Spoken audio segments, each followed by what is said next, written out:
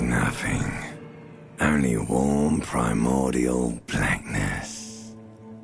Your conscious ferments in it. No larger than a single grain of malt. You don't have to do anything anymore. Ever. Never, ever. An inordinate amount of time passes. It is utterly void of struggle. No ex-wives are contained within it.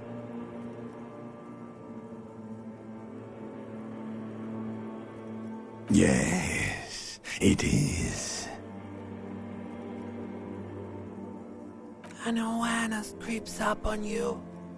A mass lies hidden in your dead angle, soaking in some lurid acidic sauce. It's bloated and shameful, a ball of meat surrounding you.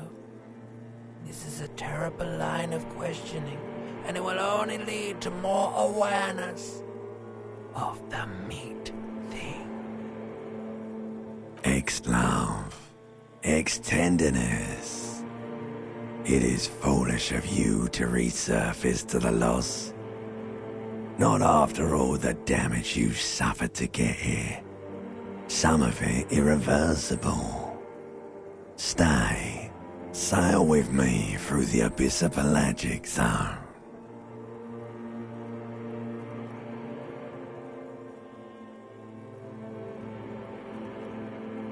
Alright, nothing town to fuck all borough.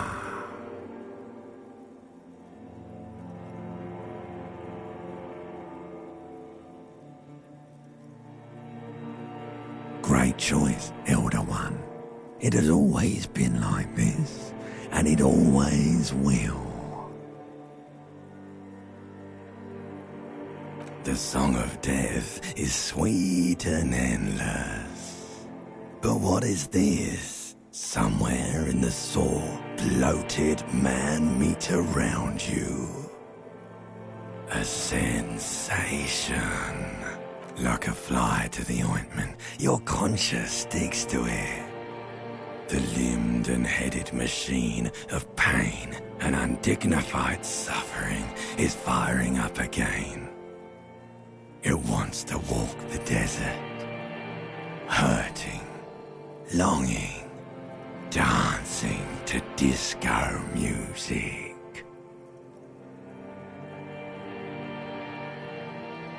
The stench of liquor rises from your mouth, and with it, an ungodly headache.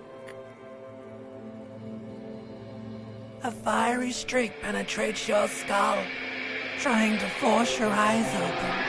It's a sound, a clarion call from hell. Somehow, you know what it is. A caprice Canadian motor carriage.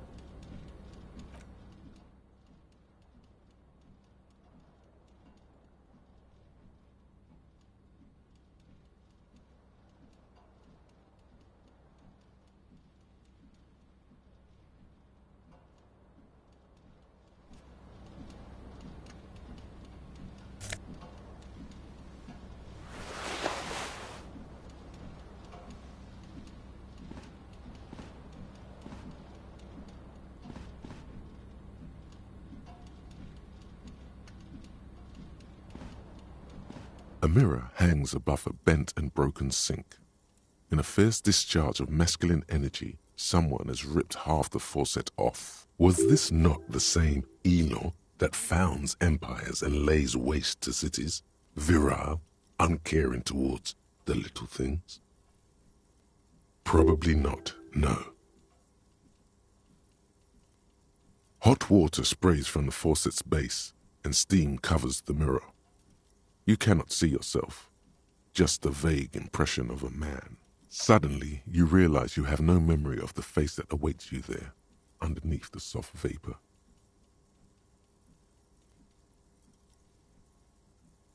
As you slowly reach your hand towards the surface of the mirror,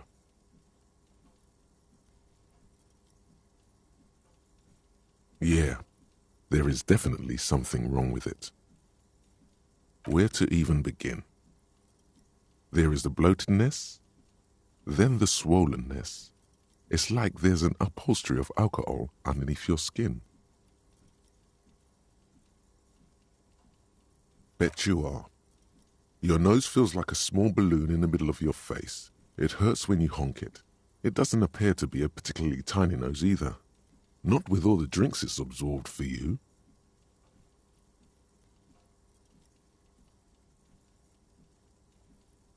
Behold.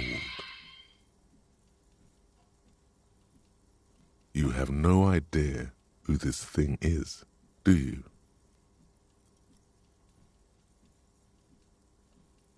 Too late. You clearly have rigor mortis on your face. Oh wait, is that an expression? Are you trying to make an expression with that face? Why?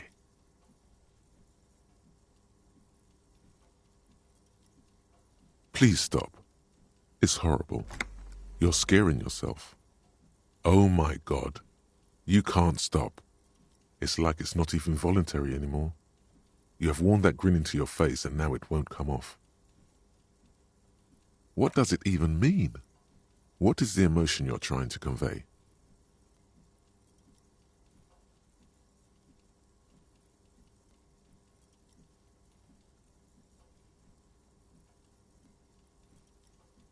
There might have been, 10 years ago. It's little more than a cadaverous spasm now.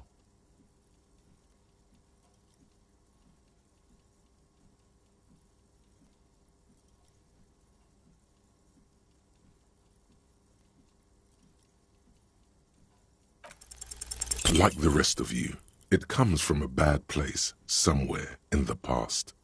That's all you know for now.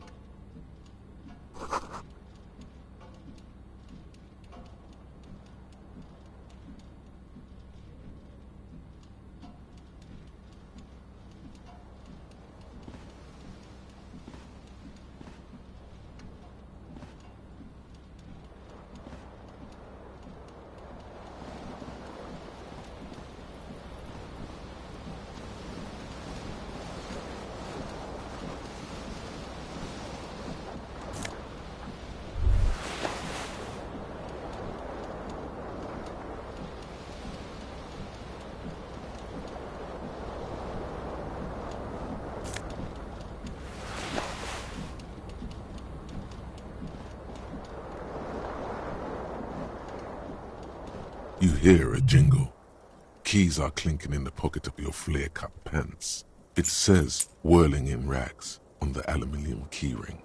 There is a single key on the ring. The number 1 is etched on it. It should open the door. The whirling in rags is a hostel cafeteria on the urban coast, frequented by dock workers.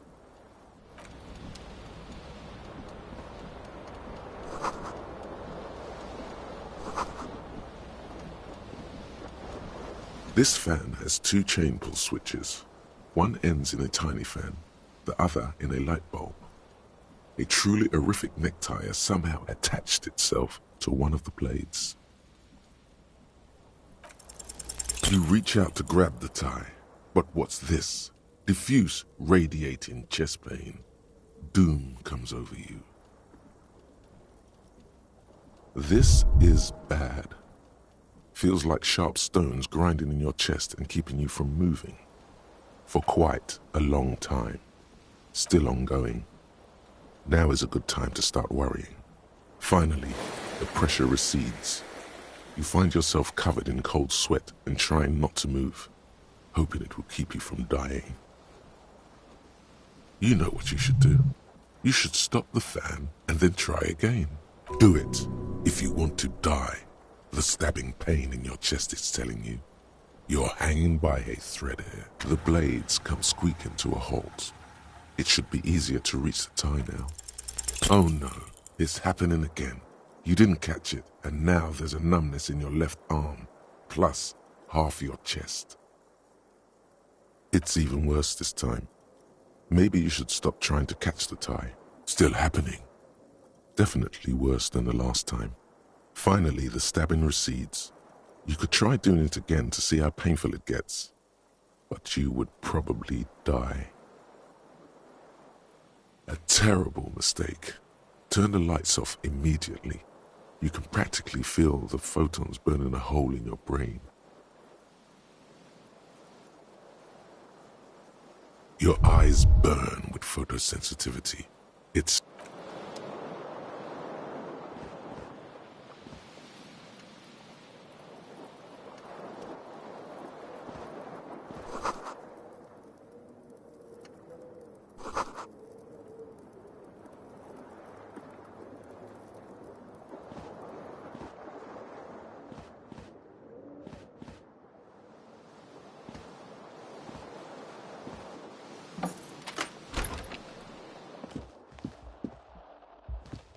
Hello, officer.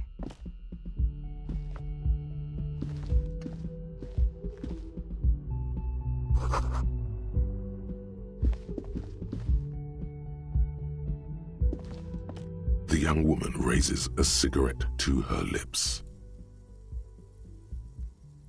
Her eyes are brown and her face is speckled with birthmarks. She can't be more than 28. A silver jumpsuit falls off her like scale armor, sparkling. This is the sparkle of too many nights out on the city.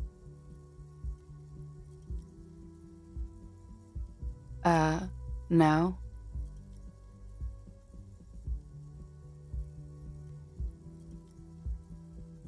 Because you're a police officer, sir. I am, yes.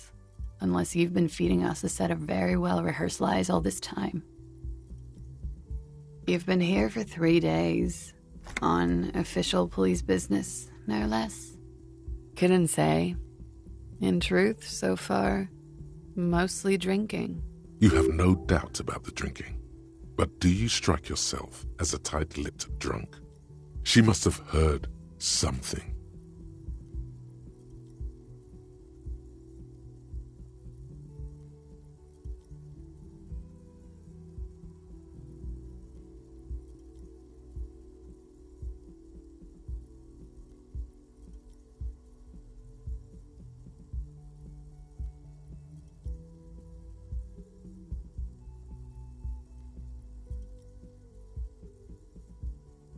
Don't be so harsh on yourself. They let almost anyone be a police officer.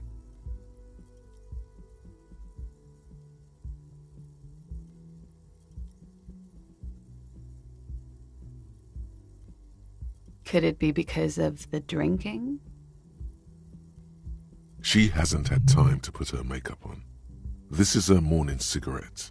She looks tired, her beauty waning faster than it ought to at her age.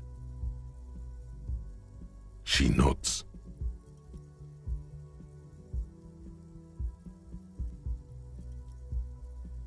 There's a mercenary out back. He's been hanged. The body has been there for a week now. The locals probably got tired of it and called the cops. I didn't mean to overwhelm you with information. You seem a bit lost, officer.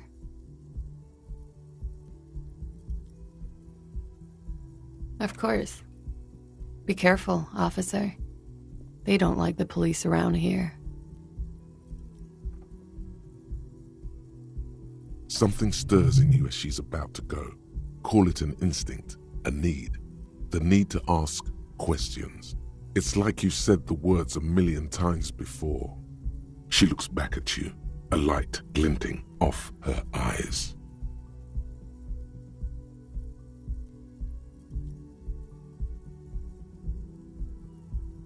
Yes?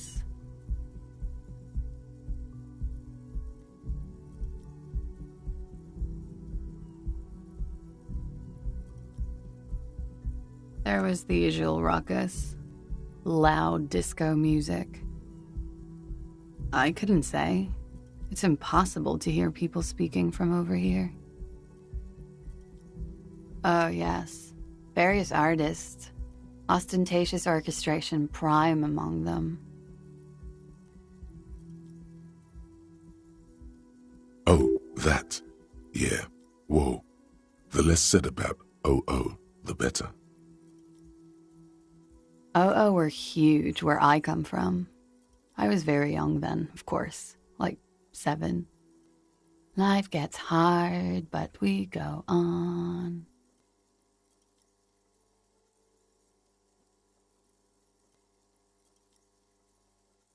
I don't know about that. At around 2 o'clock, the disco stopped, and there was a change of pace. A slow, sad song started playing, like organ music on repeat. That went on for quite a while. Some of the time, you were yelling along to it. That it doesn't matter anymore and that we're alone now, it was difficult to tell.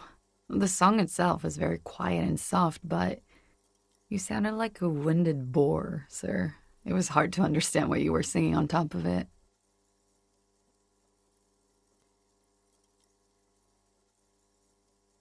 Then you started screaming and trashed the place. A window was smashed. The tape player, probably. The song stopped. And furniture, too. A real destructathon. There was screaming. Then I think you passed out.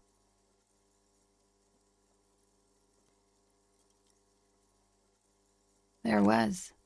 I think you screamed that you didn't want to be this type of animal anymore. I may have misheard, but it was sort of memorable. I went out afterwards. Everything was quiet by then, around 4 or 5. And that was it. You're in a hostel, sir.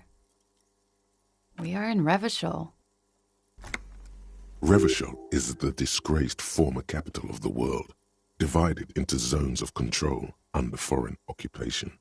Half a century after a failed world revolution, she is central to our moment in time. You sure look like you're from Revachol. Revachol parties. Her accent suggests she is not from around here. She's from Aranye, another part of the world. It's 51. The current century? Centuries don't have numbers. They have names. And this is the current one. Civilization has existed for 8,000 years, sir. You're right. There is nothing funny about civilization. The dock workers are pretty cocky. They think they're police enough. At least here on the coast. I can't say about the rest of the city. Glad to have been of assistance.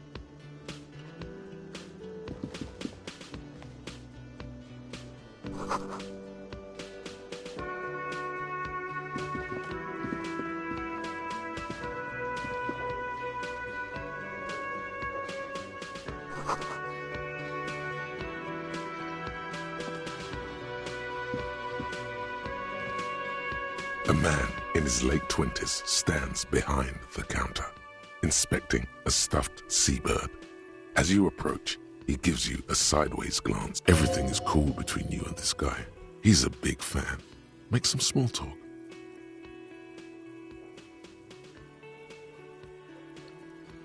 No, I'm not the bartender. I'm the cafeteria. He's very animated all of a sudden. This seems like a touchy subject. I have 3 cafeterias to manage. 3. Sylvie tends the bar here, not me. I'm only standing in. She just, you know... His eyes dart from left to right. This man isn't lying, but he is hiding something. So now you're a cop. Oh, forget it. A competent work of taxidermy. The white and brown seabird lies among piles of coasters and drying mugs. One of its wings broken. The man is trying to mend it. Looks like the bird was ripped off the shield that was used to mount it, most likely on a wall. This is the Great Skua. The seabird is the symbol for the discovery of the Insulindian Isola, the part of the world you are in right now. The small steel tag says as much. The Great Skua. Ste Koari's Skua.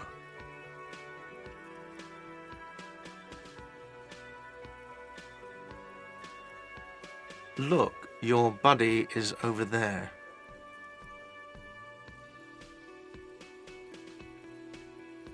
Why don't you go and talk to him, okay? He pretends not to hear you, concentrating on...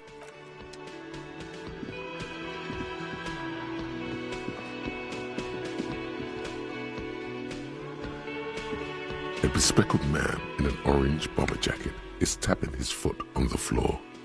Looks like he's waiting for someone. You. As you approach, he narrows his eyes and extends his hand in greeting. On the sleeve of his bomber jacket, as well as on its back, are the same enigmatic white rectangles as on your blazer. Hello, I'm Kim Kitsuragi, Lieutenant, Precinct 57. You must be from the 41st. You realize he's waiting for your name.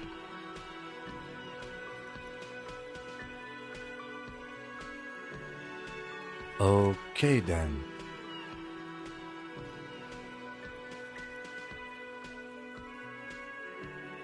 It looks like we had a little scheduling error on Sunday.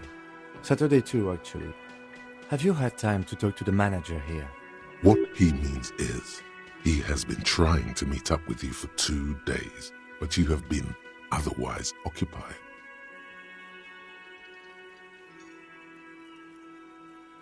If you don't mind, we should talk to him again.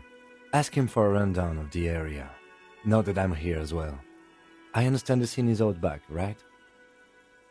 It also wouldn't hurt to assure him the police are finally here. In full force, I mean. Have you mapped out the initial interviews? Okay, we'll have time for that after we take a look at the coroner's case. Have you removed the dead body from the tree?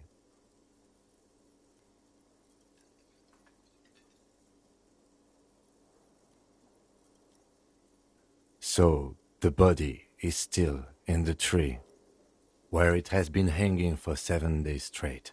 We should go there as soon as we are done talking to the owner.